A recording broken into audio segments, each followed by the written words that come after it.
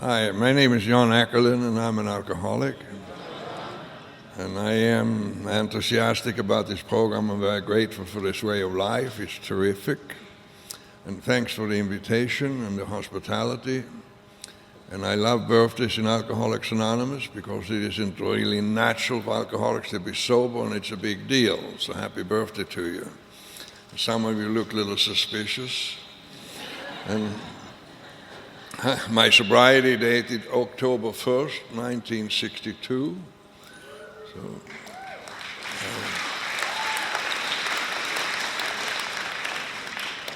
I have 44 years and 5 months and 15 days of sobriety today.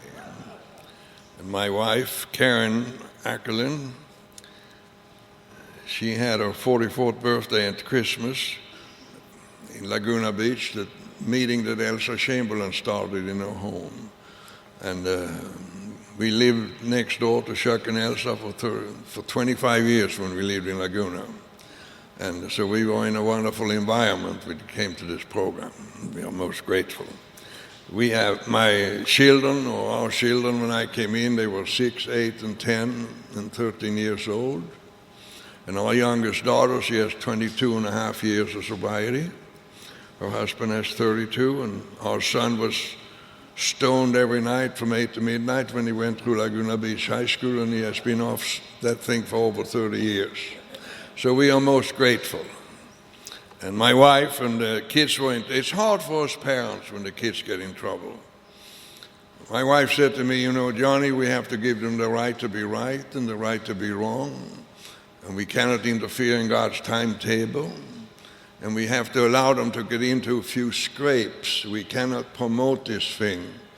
You didn't come into AA until it was absolutely necessary. And I heard her, and we are most grateful for our lives today. I lived in Laguna Beach next to Chuck Chamberlain, and I had the same beautiful view that he talked about in every talk he gave. And a few years ago, we had to leave that beautiful place, and we got a nice condominium about 4 miles inland in Laguna Woods. And we have 2 bedrooms and 2 full bathrooms and a 30-foot living room and a 30-foot balcony looking out over a creek, and it's just precious. And I like to tell you that I'm 85 years old, and I work full-time. I'm in the building business, and I have a 30-year loan.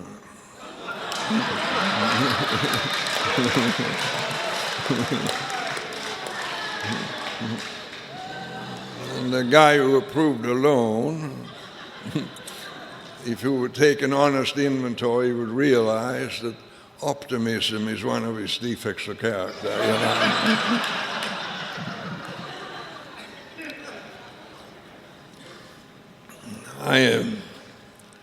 Karen, she had her birthday in Al-Anon. The first time she should have a birthday in Al-Anon, I thought I'm going to be funny. So I said, how do you count birthdays in Al-Anon? Is it when you actually come in or when you actually surrender? She said, we counted from the first day we kicked you son of a bitches out of the house. So she's still winning. I come into these rooms these days, and by the way, I have a lot of friends in this room that mean a lot to me, that I love very much. And you have never seen me before. In a very short while, you will know me very intimately. And that is just a very neat thing, that we can know each other on that level. I come in and some old timer said, oh, him again. That happens when you're old in AA. A bunch of years ago, I was invited to speak in a conference in Flagstaff. The guy who invited me, like old like myself, and I asked him, I said, you invited me here 7 years ago, 11 years ago, 19 years ago, and 27 years ago. I said, why do you invite me again? He said, I wanted to hear you one more time before you die. He said, it was funny then. I'll tell you how old I am. I was in Rye, New York, Superior Court Judge Ray O'Keefe. He had a meeting down, bicentennial meeting. And many, many years ago, he invited me there. And Lois Wilson, our co-founder's wife, was there. And Jim Burwell, who wrote the chapter to gymnastic in the big book, was there. And it kind of aged me a little bit, you know. Besides this, I'm probably the most famous substitute speaker on the West Coast. That happened long ago. You know, sometimes the circuit speakers, they are invited to 2 different locations the same weekend. Dr. Paul, you call him, God rest his soul, he was only a year sober, but he was already a circuit speaker. He was invited to Vancouver, Canada, and Hawaii the same weekend. And his wife, Max, God rest her soul, she wanted to go to Hawaii. So they said, why don't we ask John to go to Vancouver? So that was my first big deal, you know. Came up to Vancouver, a guy named Corky Berg picked me up at the airport and took me to the hotel. There were 4,500 people at that conference. We stand out Friday afternoon in the hotel where everything is going on, and this lady came up to Corky and said, hi, how are you? And he said, I'm really good, how are you? She said, you don't really remember me, do you? He said, sure, honey, but I'm rather busy with this gentleman right now, so she left. And I said, Corky, she wanted to talk to you. You don't have to babysit me. Everybody are friendly. Go and talk to her. He left, came back 10 minutes later. Said, that's the damnedest thing I ever run into. I said, what happened? He said, I went over there and said, hi, how are you? And she said, you don't really remember me, do you? He said, sure, honey, what meeting did I meet you at? She said, for God's sake, man, I was your second wife, you know.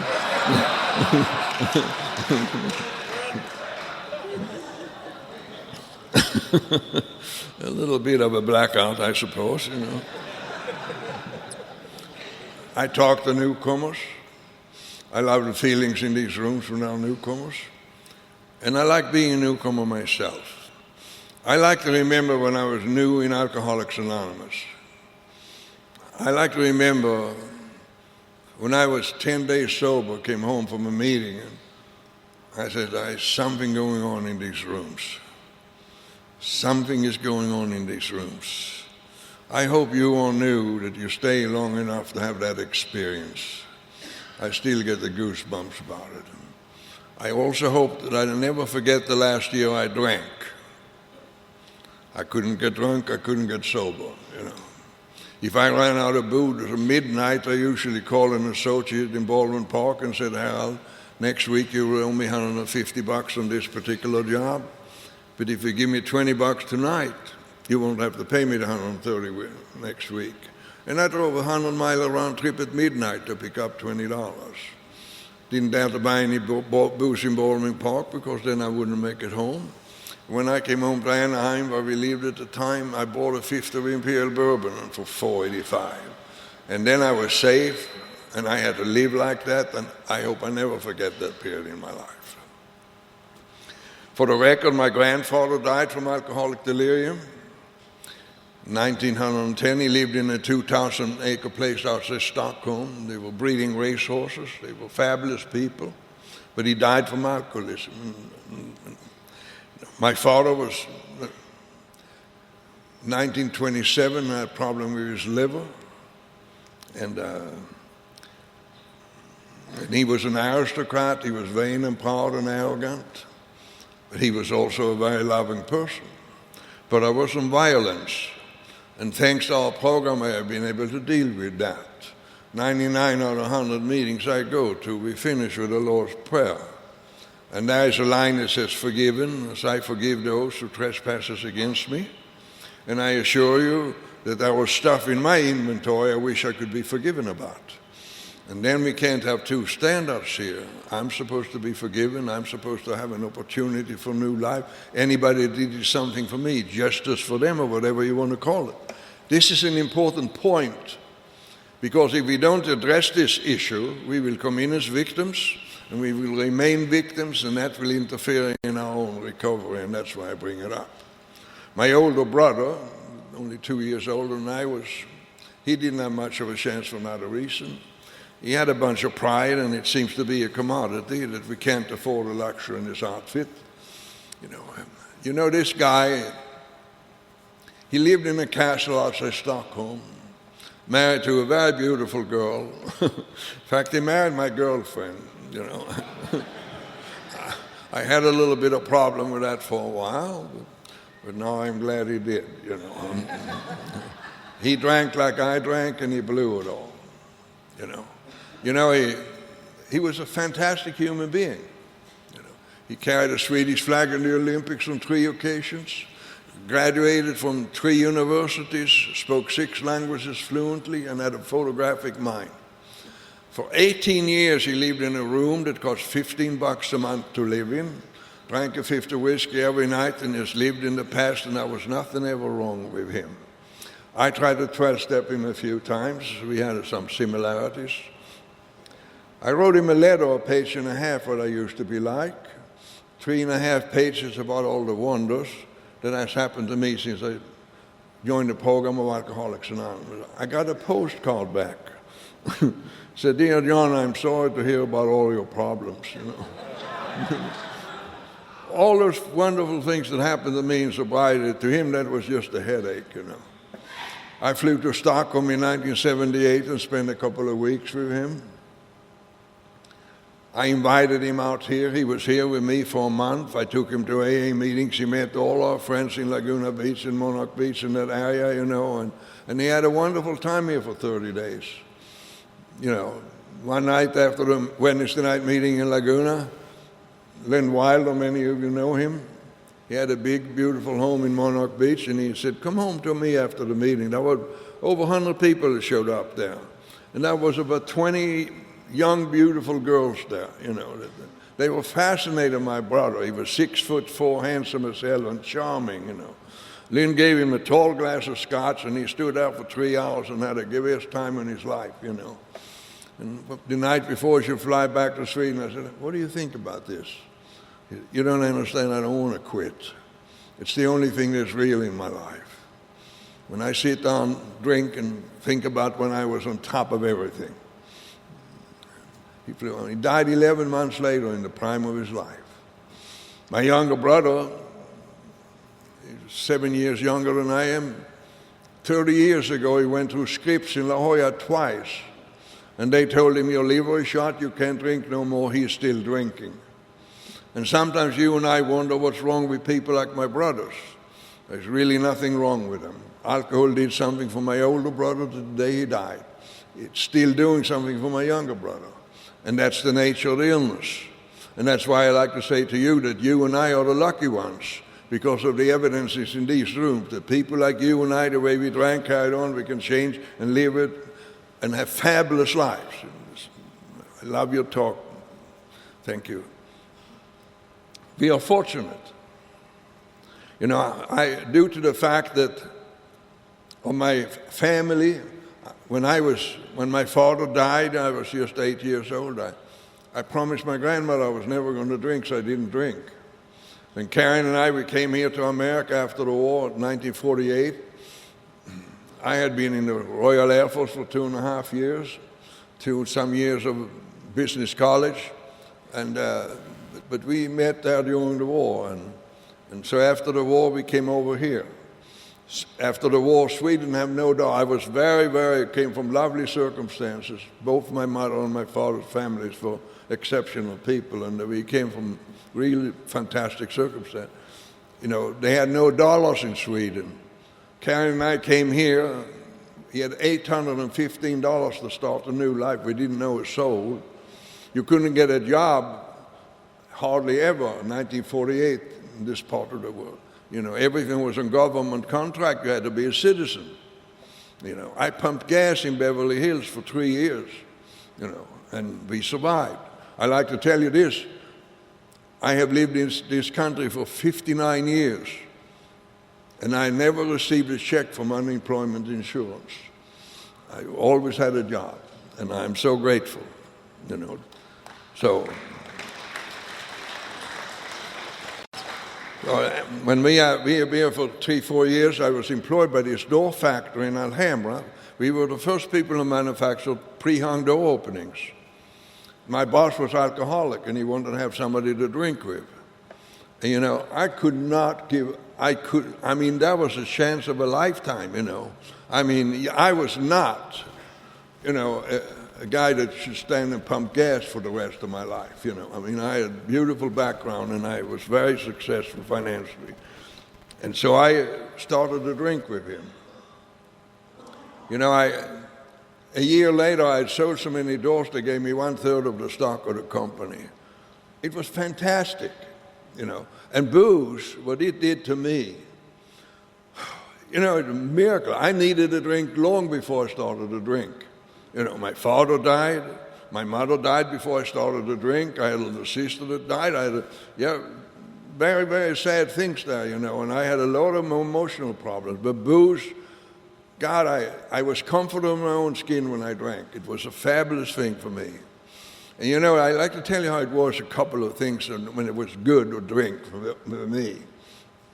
You know, I owned this door factory, and I came home at 4 in the afternoon after work, and I filled up a bathtub, hot water, and I got a big jig of martinis, you know, 4-to-1, you know, and I slid in that tub and lit a camel and inhaled, you know, and I spit it out, the pimento, you know, and I laid out and said, this is really class, you know. I mean, Jesus Christ, you know. I mean, look at this, you know. I mean, and I own my own factory. I mean, can't get any better than that. I was in S&S Construction, Chappelle and Chappelle. They were the biggest builders in Southern California. I sent him a proposal of these pre-hung door openings. And I was at its main office, you know, and sat there behind a 30-foot desk, you know, and looked at my proposal and said, this is a rather interesting concept. And I said, Mr. Chappelle, I said, I think that we should stick together, you know. And I've been drinking all day, you know. It was 2 in the afternoon, and I felt good, you know. And he said, I really didn't realize that you were Jewish. I said, right now I am, you know. And he signed a contract for $300,000. Said, get the hell out of here and give me good service, you know. And I had a blast. You know, it was, for 2-3 years, it was fantastic. Then my wife started to run out of humor. Next 7 years, every day she tried to prove I was alcoholic, and I tried to prove I was not, you know. And she said, Johnny, if you don't stop drinking, I go back to Sweden.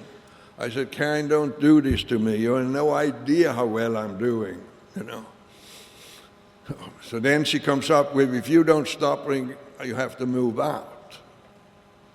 And I said, so I stopped drinking. 2 weeks later, I said, Karen, it ain't the booze. You know, I haven't had a drink for 2 weeks, and you still scream at me. It's not the booze. We just don't get along no more. You know, go out and buy yourself a dress and don't bug me anymore. So then I had a drink, and I said, why have I denied myself this pleasure? It's crazy. It's not the booze. So then you keep drinking like this, and after 2 years, I was up to 2/5 of whiskey a day. And to tell you the last 10 months I drank, I couldn't drink whiskey right away 7 o'clock in the morning, then I would get sick. So I discovered codeine cough medicine. So I drank codeine cough medicine at 7 in the morning to calm my stomach down so I could drink whiskey. Those last 10 months I couldn't get drunk, and I couldn't get sober. I drank 2 half pints of codeine cough medicine a day, 2 3/5 of whiskey a day, 6 anisines 4 times a day, and I was absolutely weird, you know. So then when I stopped drinking, you know, I had ultimatums. I started to get the shakes. And then a double shot of booze stopped the shakes. I could function and work. So now I had calmed myself, this is it. I just have to drink all the time, you know. Then I'm just fine and can work. Now, that goes on for a while. The next phenomenon was that one night at 4 o'clock in the morning, I sat straight up in my bed and looked in front of me, and this big white snake came out of the wall. I never saw anything like it in my life. Right out, snow white, 3 black eyes, this big in diameter on his fat as well. He was 23 feet long. He came slowly across the room, stopped in front of my face, and started to hiss at me. I could even smell him. Peralta High, sweet. He smelled like death. And I sat down and said to myself, I haven't had a drink for 3 days. It can't be the booze. Anybody here had hallucinations, or are you all a bunch of high-bottom drunks in this room tonight? My experience with that snake was this, that the closer he came, the more I screamed. And the noise in my head for my own scream reached such a crescendo, it was eventually like my brain exploded for my own scream. That's what I experienced. Then I fell backwards unconscious. Karen told me in the morning, she said something strange happened this morning around 4 o'clock. She said, you sat straight up, looked in front of you for quite a while, and then you said, ee.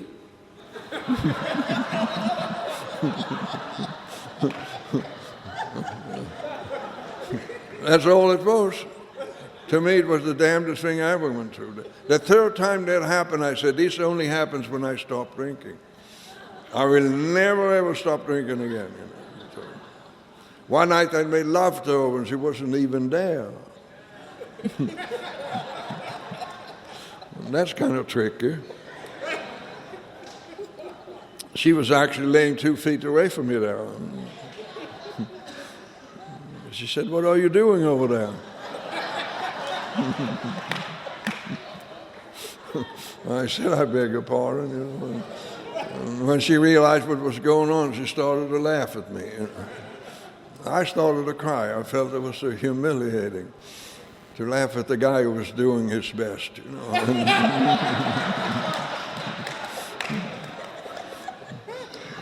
She met me in the hallway in the morning, and on my way out to the kitchen to have my beginnings. She said, well, good morning, lover boy. And I really love laughter in Alcoholics Anonymous. To me, that is in itself is a spiritual experience, because anything that you and I laugh about these rooms was really the tragedy when it happened. But when you and I can laugh at that mess, it makes it possible for us to forgive ourselves and change. And it's very much part of the recovery program of Alcoholics Anonymous. The last episode before I came into AA, it was a Sunday morning at 10 o'clock in Anaheim. I came in there at Thrifty Mart, and I was picked up trying to steal a pint of liquor for $3.57. I couldn't even defend myself. And I stood down and I wondered, what has happened to me? Look where I came from.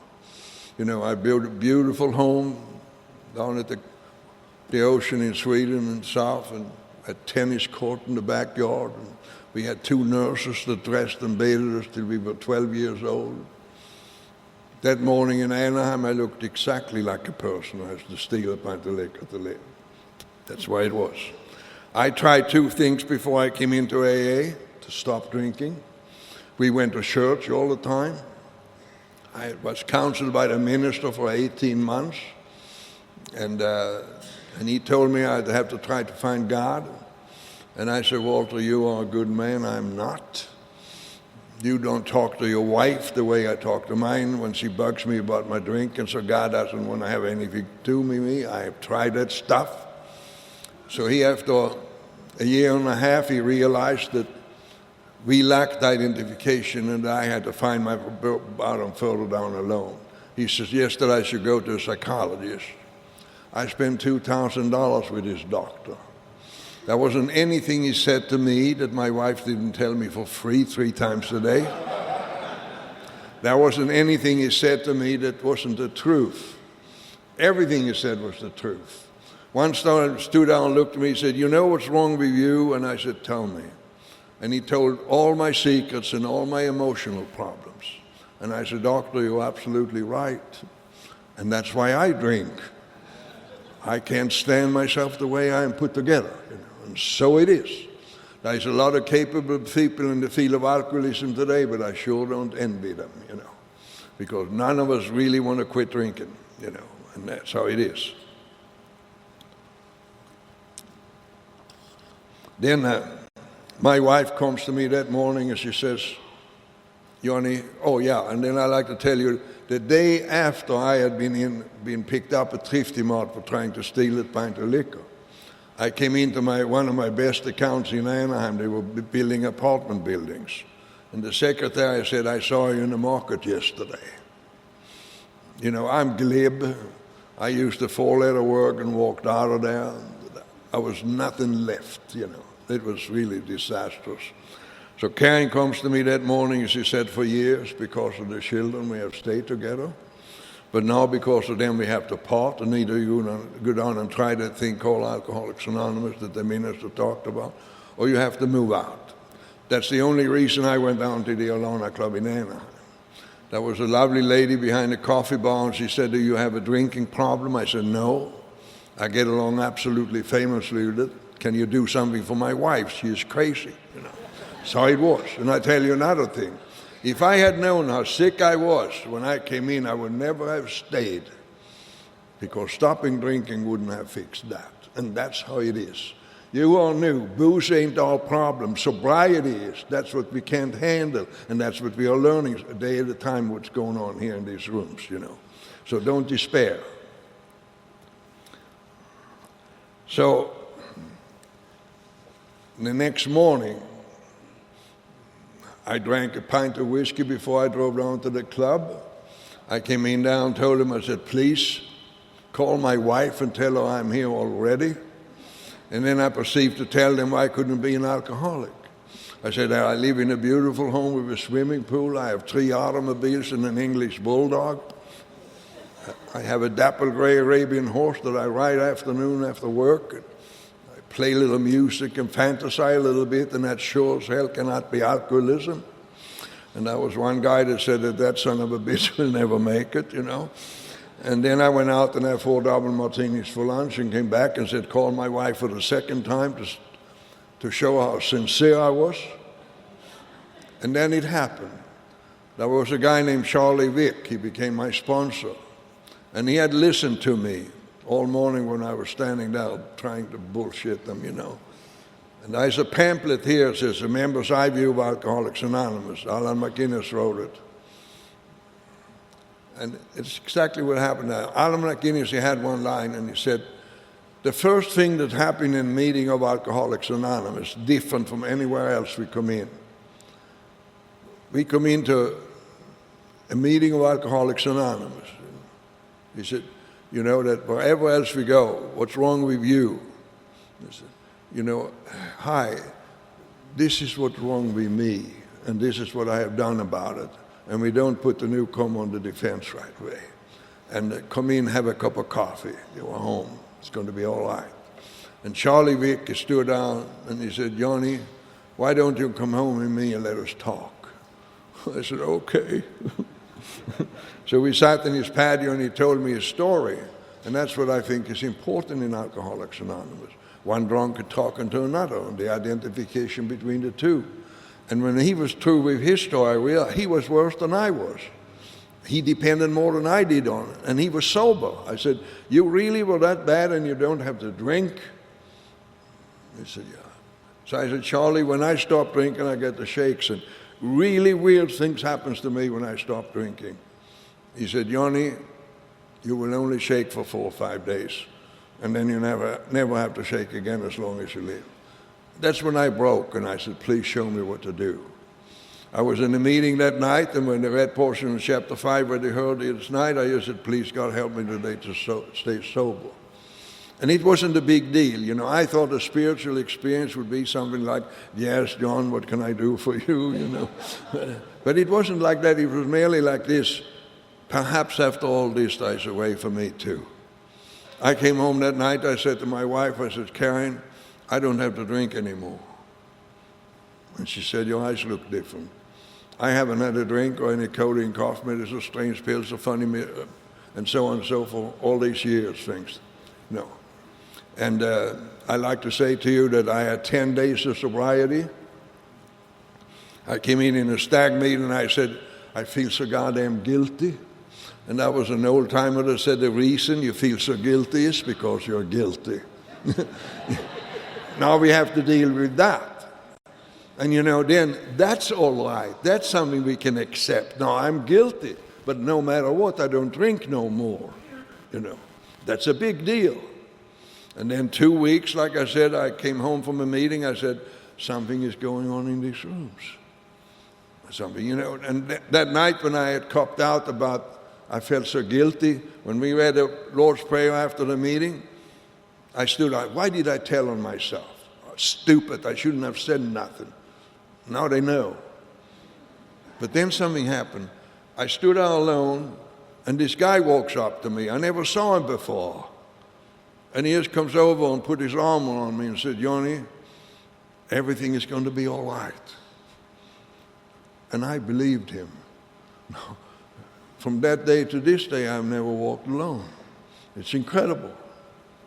Now, I have 60 days of sobriety. When we have 60 days of sobriety now, sometimes we say, why don't you come home to me after the meeting and continue the meeting, have a cup of coffee and a Coke? So I said, guys, why don't you come home to me and have a meeting after the meeting? So they came home to me. And I like to tell you, when I came into Alcoholics Anonymous, I had $36,000 worth of unpaid bills. I wanted to be a good father. I knew I wasn't most of the time. Karen had a suicide attempt in Palm Springs when we were there to start over 2 years before because she thought I didn't love her anymore, and that wasn't how it was at all. I just could not function well. So I was not in a good place when I came in. So they come home there after the meeting, after 60 days of sobriety, and we are talking, what Bill said, what Nancy said, what Marianne said, oh God, what a good meeting, And then my wife, she wasn't impressed at all. She came out with this cardboard box.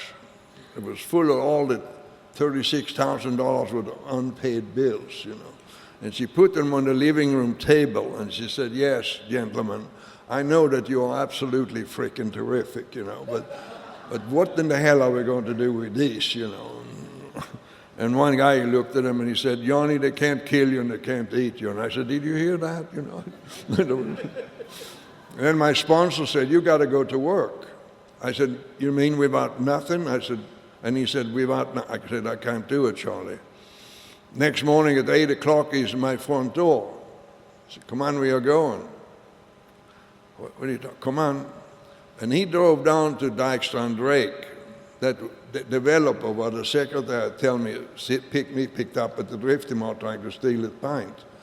And I hadn't even dared to tell Charlie about that yet. I thought, if I tell him that I'm a thief, he might fire me or something, So he said, go in there and give them a bid. So I go in there, and Helen, she sat behind the desk, and I said, may I give you a bid? And she looked disgusted and said, over there in the corner. So I went over there and took 2 8-unit apartment building, frames, jams, doors, waters, fillings, lumber, and so I went over to our desk after that, and I said, thank you for letting me give you a bid. And then she looked up at me, and her face changed. It became tranquil, and she said, oh my God, Jan, you are not drinking. I said, I have 60 days. And she said, Yoni, I have a brother-in-law who has 2 years on the program. You're going to be fine.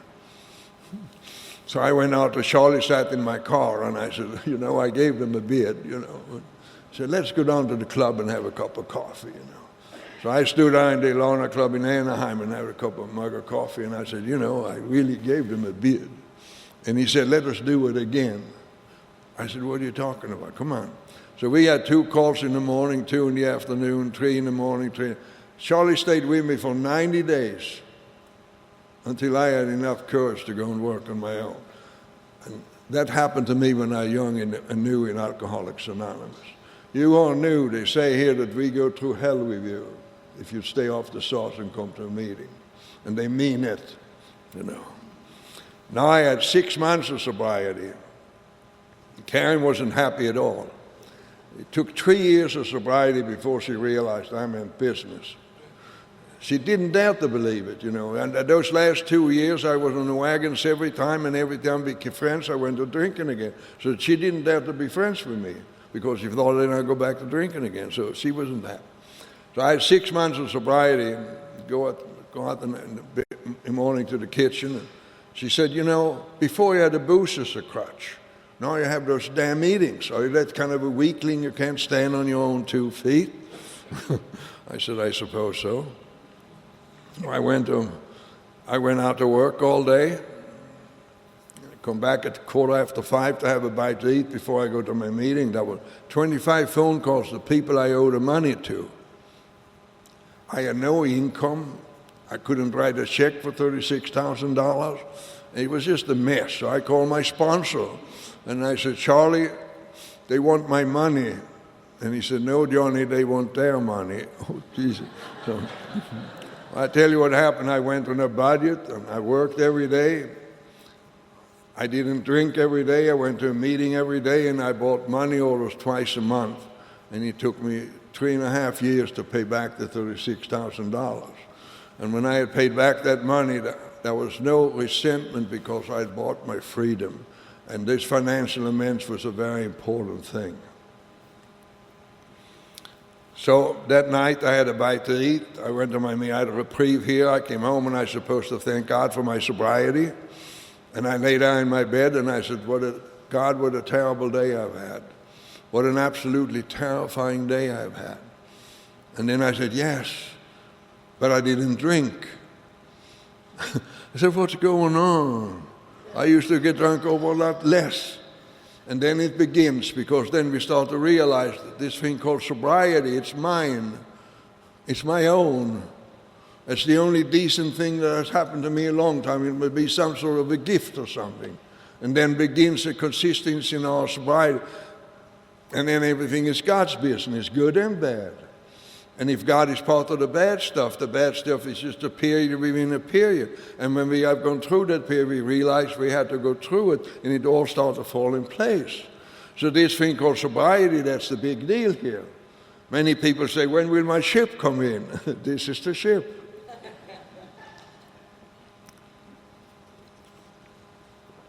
So now my sobriety is right. My AA life is good. My work starts to go better. The kids come home from school. Hi, Dad, can we talk? Now the kids are in place. Every day you and I stay sober, life is getting better in spite of us. And there have been days in my life that the only thing that was right that day was that I didn't drink that day. It's a beautiful thing. 3 years later, Karen came and said, Johnny, it wasn't always your fault. And I said, well, now I can die. You know what I mean? Long ago, she said, you know, this life we live today is really the most fabulous adventure. And it was so hopeful and tragic at one time, it's completely turned around. Even a degree of innocence between us today. And that's almost impossible to believe, but that has come to pass because she's just as busy in Al-Anon as I'm in AA. We have seen so many people over the years turn around and be good to one another. Nothing is in vain. All that bad stuff you and I had to cost and will benefit somebody else down the line. So don't even worry about it right now. Just take care of your own sobriety. And it came a day in my life that I said, at least I'm doing this right. It's a big deal to be in that spot, you know. Now today we have addicts, alcoholics, and I'm not talking about addiction. I'm just going to talk the difference between addiction and alcoholism. And a heroin addict doesn't identify with the people on coke. The people on coke feel superior to alcoholics for one reason or another. Maybe the price tag have a little bit of snob appeal, I don't know. They can say, if I had a program like Alcoholics Anonymous, Coke Anonymous, Narcotics Anonymous, have a lot of credibility to help a lot of people. But what's wrong with us? Why is it only 1/10 of us that have a consistent sobriety? It's like Clancy said, my case is different. I'm not really an alcoholic like them. And, that's really how it is. And what is the difference? An addict is trying to get out of reality into oblivion. And you and I drink to fit into reality so we can function and work. That's the difference. I have watched you addicts now for over 40 years, and you don't seem to drink a hell of a lot better than we did. So join what you're supposed to join. We can't beat this rap, And so I'm going to say, what is this that goes on in these rooms that is so fantastic? It's what Elsa and Chuck showed us every time they were in a meeting. It's called love with no conditions. Love with no conditions. You and I can be who we are and what we are, and in spite of it, we are loved.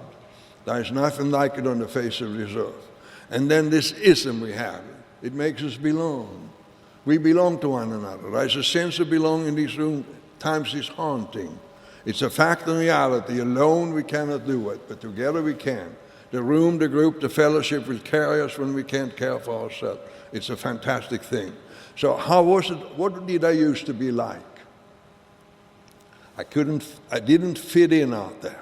I had a hard time to function. If I wasn't the center of attention, I wouldn't even play. And I always wished I was somebody else. Now this program of Alcoholics Anonymous, the 12 steps, the traditions, and so on, and giving away what we got, it's a formula for living.